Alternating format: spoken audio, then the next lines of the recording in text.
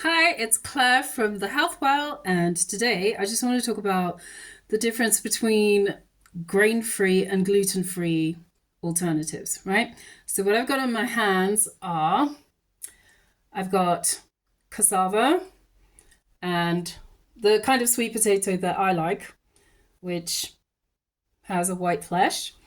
And these are naturally gluten-free tubers, um, vegetables, if you like.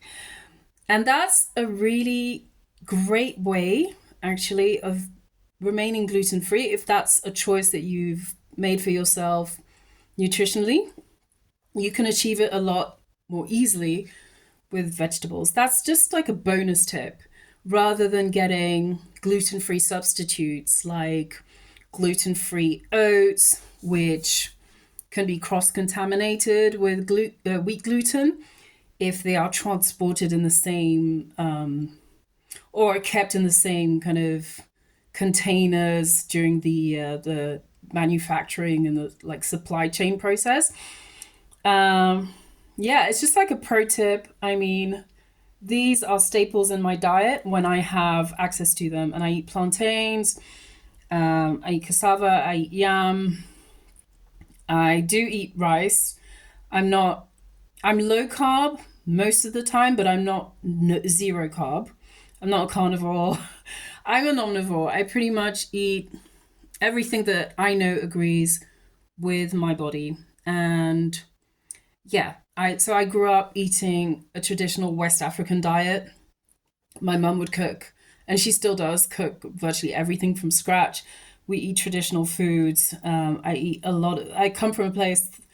My family comes from a place where we eat a lot of their locally grown greens.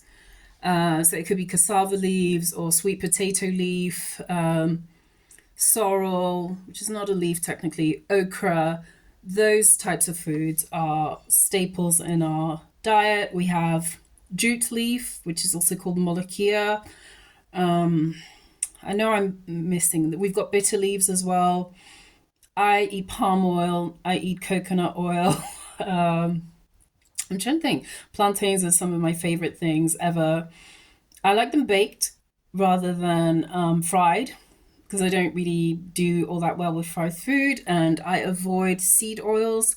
These are just my personal like nutrition tips, or rather, these are my nutritional preferences, right? So rather than eating, say, like gluten free bread, which is probably rice flour based or some other kind of gluten free grain that might be expensive and might actually cost quite a lot. The gluten free substitutes tend to be pricier than, like wheat gluten based foods, especially if they're staples or like, if they're pre prepared like bread. So I'd rather go for like vegetables or tubers. That's my that's my tip for those of you who are mindful of your gluten intake, because it's a very real issue for, I mean, there are people with celiac disease who literally cannot have any wheat gluten whatsoever. They can't have anything that's been contaminated by wheat gluten. And then you have people who have a gluten intolerance, which is milder, but it's still, it can still be problematic. So this is my little trip trick for you. And I'm messing up my lines here. I don't know if I'm going to edit this, by the way. So it could be real and raw. I'm This is my last day in this current location. I'm relocating for the next 3 months. I'm heading somewhere tomorrow morning in the early hours. And yeah, so this is like me signing out, and gluten free versus grain free. Enjoy.